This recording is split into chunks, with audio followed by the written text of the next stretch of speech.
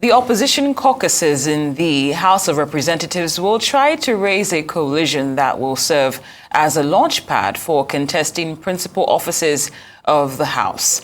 Now, Arise analyst Mr. Dayo Sobowale joins us to discuss the resolve of these opposition lawmakers-elect and how that could affect the relationship between the executive and legislature of the next administration.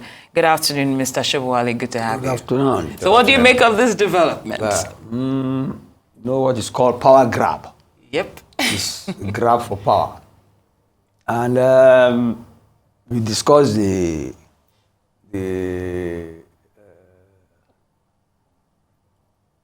fact that any geopolitical consideration will have to take into consideration to the Muslim ticket. Yes. These ones are not talking about the Muslim ticket.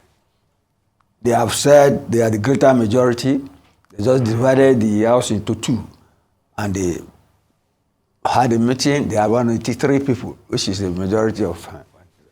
But like I said, it is power grab. Devoid of any ideology, devoid of any common sense of purpose, or aim to achieve one thing or the other. But then, see, it's similar to what the senators from the north did too, the senators elect. It's all power grab. Get me? It's not as if they have the interest of the polity at hand. All they want is the ruling party is in control of the executive. They too, by all means, want to be in control of the legislation.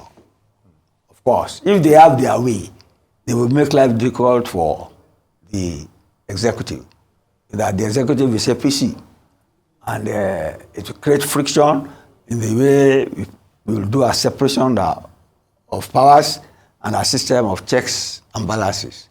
It will be a return to the to the Saraki era before this before the 9th National Assembly.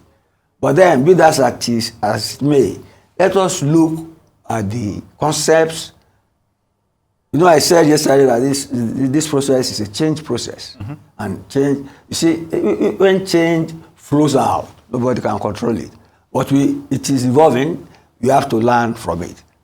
It was in the senators from the north yesterday. Today it is amalgam of legislators in the House of Representatives. But what are they really after? If we are to look at the underlying factor, which is the Muslim ticket. What was the rationale for the Muslim ticket? The rationale was competence and meritocracy.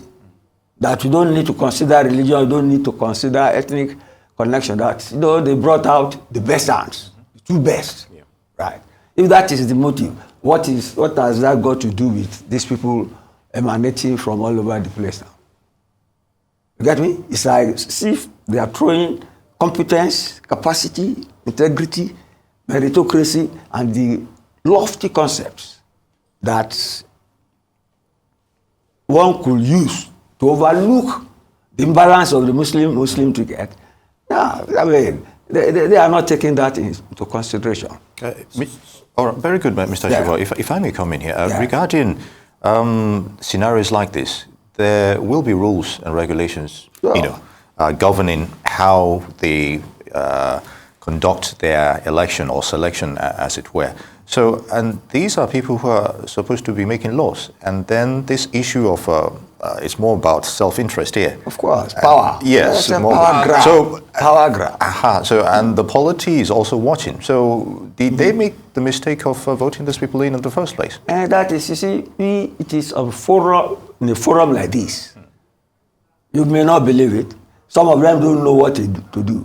But from discussions like this, they can learn one or two things. That's why I don't shy away from discussing the issues.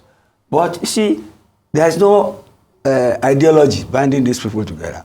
There is no principle except to be there and put obstacles in the way of the executive, you get me? So that they can bargain, get positions, get contracts and things like that. Those are not laudable political, democratic virtues to look up to. But then, like I said, earlier, a presidential system is not a coalition forming system.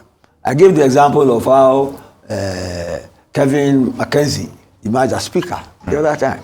Whilst they were voting and voting in the Republican side 15 times, the Democrats stood aside. All right. Because there was no meeting point. See, I don't envy them.